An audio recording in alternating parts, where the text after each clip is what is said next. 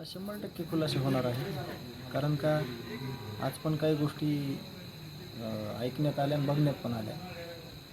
ज्या गोष्टी घडत आहेत सध्यासुद्धा त्या अशा आहेत की हे आरोपी आहेत. त्यांनी खून केला आहे, अपहरण केलं आहे, खंडणी मागितली.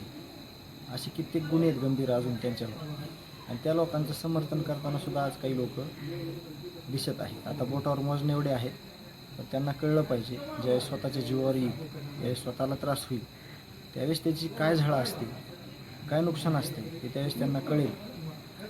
तर कोठडी संदर्भात मी आधीच मागणी केली होती की यांची पोलीस कोठडी विशेष घ्या आणि पोलीस कोठडी घेतल्यानंतर अजून काय तुम्हाला धागेदोरे लागतात का हातात या संदर्भात पुढं माहिती येईल आणि माहिती आल्याच्या नंतर तपासात एक मदत होईल वाटते का?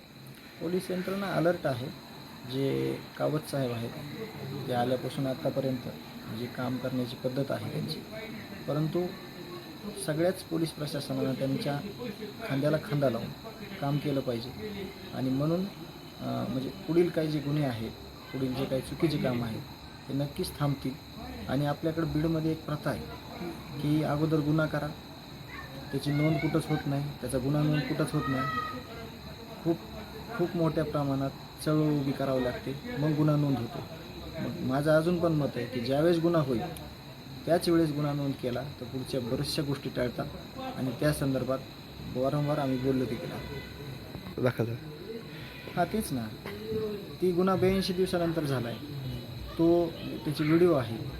तर तोच गुन्हा जर लगेच म्हणजे त्याला जर लगेचच्या लगेच गुन्हा नोंद करून त्या आरोपींना ते कोणी काही कायदा सुव्यवस्थेला जे अडचणी निर्माण करत होते त्यांना जर तिथंच थांबवलं तर हे गुन्हेच होत नाहीत ना पुढचे. त्यांना ज्यावेळेस अभय होतं आहे पोलिसांकडून किंवा यंत्रणेकडून त्यावेळेस गुन्हे करायला त्यांना हुज्जत होते, ते पुढील गुन्हे घडून आणतात.